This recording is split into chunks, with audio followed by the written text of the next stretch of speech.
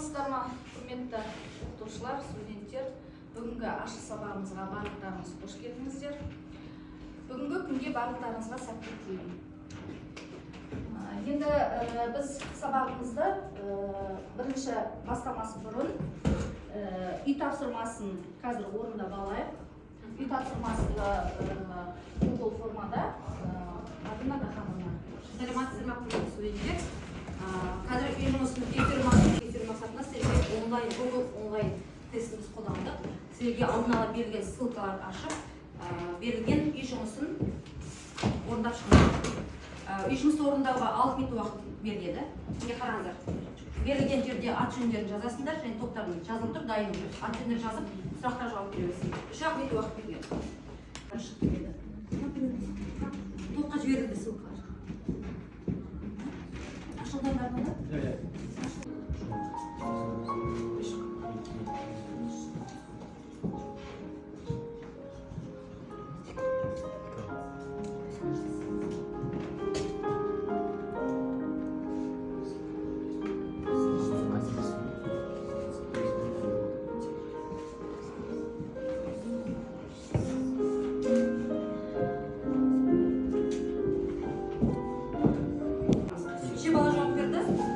Алған балдарыңыз бірден көріп тұрады.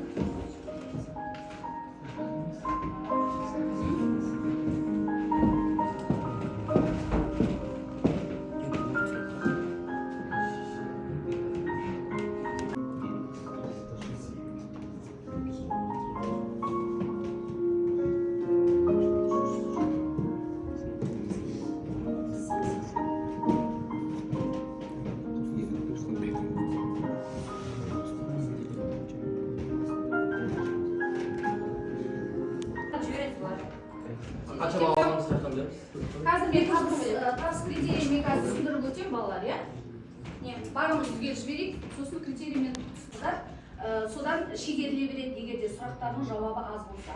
Одан кейін біз ол тапсырмасы бойынша викториналық сұрақтарға түгел жауап берсеңіздер 20 балл аласыздар, ал түгел болмаса олда жаңағы жауап бергендеріне қарай шегеріле береді. Сосын келесі бізде жұптық жұмыс бар. Жұптық жұмыста егер де толық жауап берген бала болса 30 балл алады.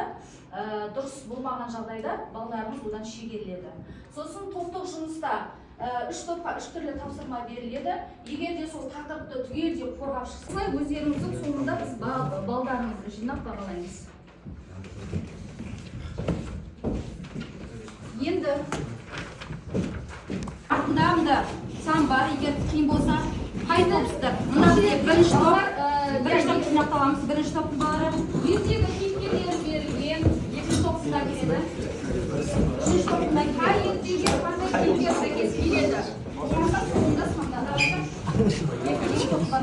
Ертегіні қоса қойыңыздар. Қандай ертегі? Суреткен осы қосыңыздар. Қандай ертегі шықты? Қандай? Бауырса ертегі шықты ма? Жарайсыздар. Екінші? Сіздерде қандай? Буратино, сіздерде қандай ертегі? Маша Медведь. Маша Медведь. Жақсы, жарайсыздар.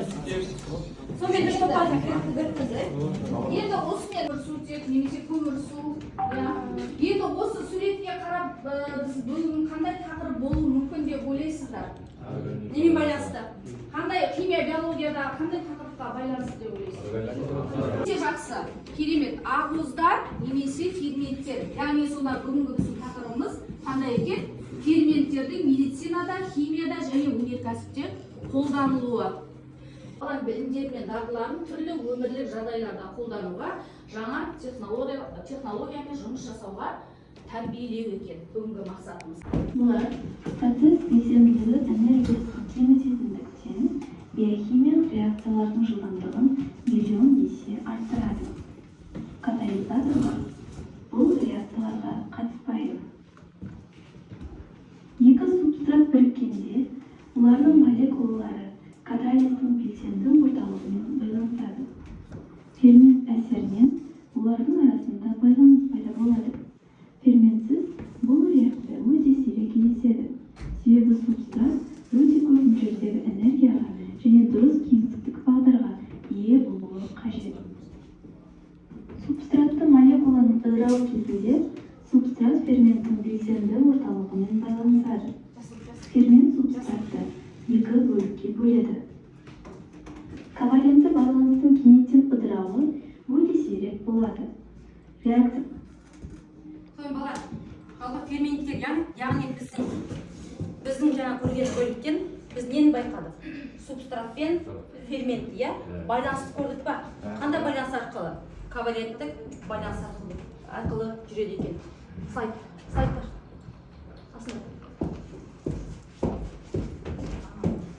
Оттегі ферменттің қасиеті. Жоғыр.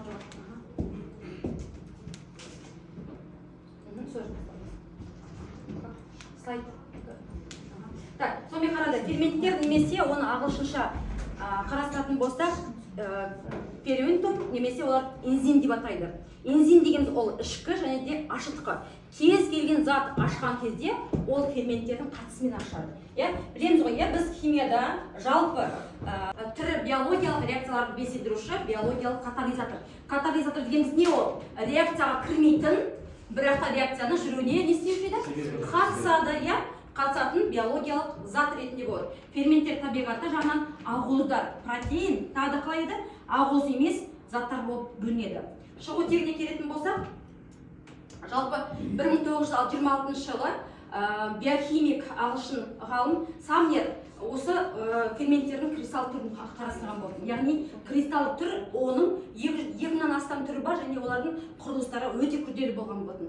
Және ферменттер құрамына қарай екіге бөлінеді. Қалай? Қарапайым және күрделі. Қарапайым дегеніміз ол біздің ағзадағы немесе ауыз қуысындағы сілекейден бастап асқазандағы сөлдің барлығы бізде фермент болып табылады. Мысалы, тағам аузымызға келген кезде не істейміз бірінші? Тіспен шайнаймыз. Ауыз қуысында сілекей не істейді оны? Сіңірмейді. Онда қандай процесс жүреді? Оны жұмсартады. Ары қарай өңеш ішегі арқылы, жұтқыншақ арқылы асқазанға түсіп қорытылады. Яғни сол қорытылатын күрделі ферменттер, яғни тағам, ал фермент сол тағамды қорытылады. Яғни кілтпен не екеу? Қол екі бір-біріне келетін болса, не істейді ол? Мәселе шешіледі, яғни қорытылады деген сөз. Бұл қағиданы ұстана отырып, ферменттер деген үлкен қағиданы ұсынған болатын. Түсінікті болар? Түсінікті, Енді осы ферменттердің биологиялық рөлін, биологияда қолданылуы, химияда қолдануы, медицинада қолдану туралы Лаура Абубакирқызы сіздерге түсіндіреді. Бұларны оның қысқаша тоқталып өтейін. Жалпы біз өзі тақырыпта жаңа айттық, медицинада, өнеркәсіпте және химияда қолданады деді. Енді бізде қазіргі кезде медицинада бұның маңызы өте зор. Өйткені осы уақытқа дейінгі емделмей келген ауруларды жаңағы емдеу барысында бұл өте қажетті қазіргі кезде ферменттер болып отыр. Мысалы, өткен сабақтарда клондалда біз айттық, гендік инженерияда, мысалы, қазіргі кезде бүйрек жетіспеушілігі ауруы көбе. Егер де адамға басқа адамның бүйрегін салу үшін ол өте үлкен күрделі процесс, сондықтан бүйректің жасушасын ғана алып, одан кәдімгі адамға қажетті бүйректі өсіріп шығару. Бұл да бір үлкен қазіргі кезде медицинадағы жетістік. Енді жалпы мына жерде өздеріңіз көріп тұрғандай, қан ауруларында, лейкоз ауруларына препараттар шығаруда пайдаланады. Сол сияқты мына жаңағы сүйектің барлық ауру көздерінде сарысуында сілкітіп фосфатаза жаңағы ферменті қатысады екен. Сонымен қатар пепсин, трипсин, хематрипсин деген сияқты ферменттер түрлі ауруларды емдеуде қолданылады екен. Енді сонымен қатар қазіргі болашақта негізі ферменттер әсіресе осы біз жаңа айтылды, нан өндірісінде, жаңа спирт, сыра ашытуда. Сонымен қатар біз күнхан жауап беріпті, алдын алай, ссылканы ашып, бүгін сабақты қарап отырып, берген уақыттарыңызда жауап. Уақыт кетті балалар.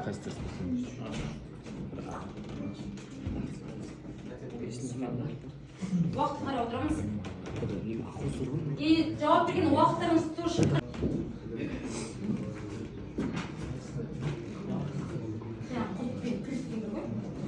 Сол жаңағы система қағиданы қараймыз.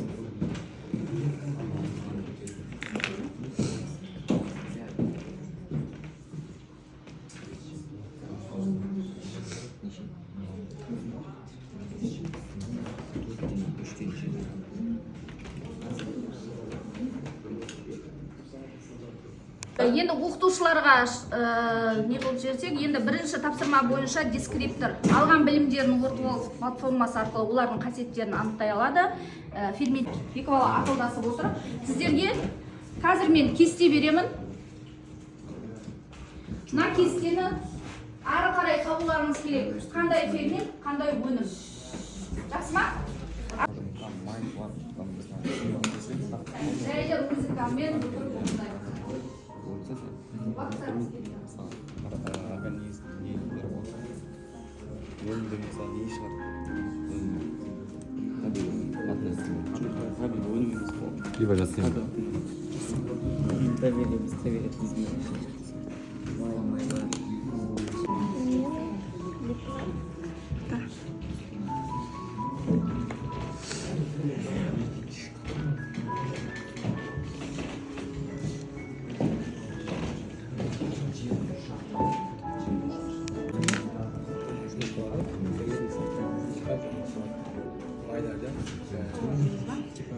Benim de pipsim yok sende. Karavol.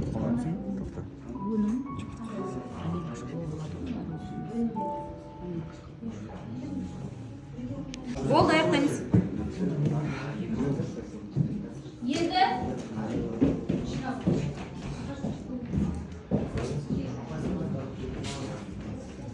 сендерге қате бар, иә?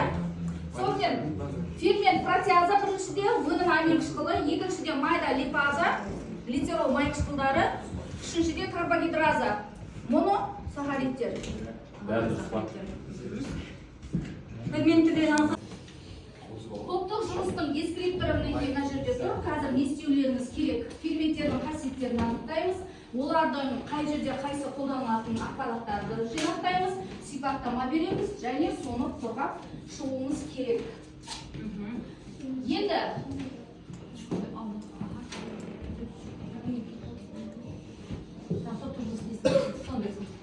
мына жерде бірінші топ ферменттер медицинада қолданылуы.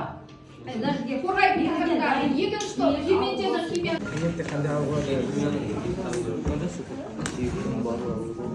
Мына жерден бастаймын жеге. не білсін? Бір-бірлеріңізді толықтыру үшін әрқұттан туралы екіншіден шығуы. İyi ол мақсат шығасың. Мини студия.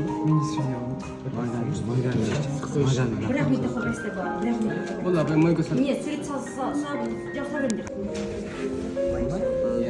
Bir kişi açmayın.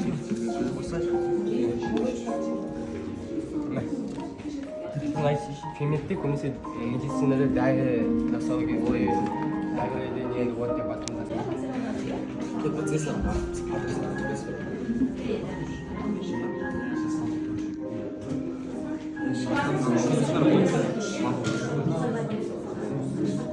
Мына жерде артықшылығы ошында білесіз бе? Қандай артықшылықтар кемшіліктер бар өнеркәсіпте, қандай өндірістерде нені шығару үшін Артықшылар кемшіліктер мен жаздым, ояға сөйлесем. Артықшылар кемшіліктер. жабыстырамыз. Команда, қайшы. Қандай сұрақ? Соған жауап береміз. Ферменттерге адам ағзасын керек па?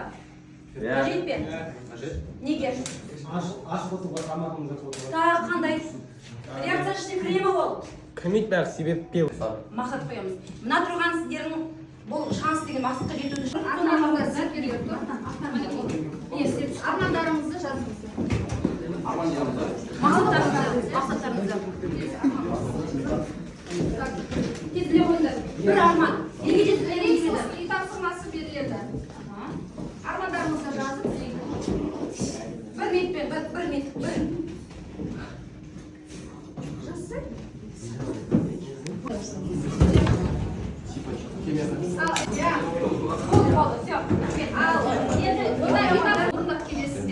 Барлық қатысқан оқытушыларға, балаларға көптен көп алғыс айтамыз.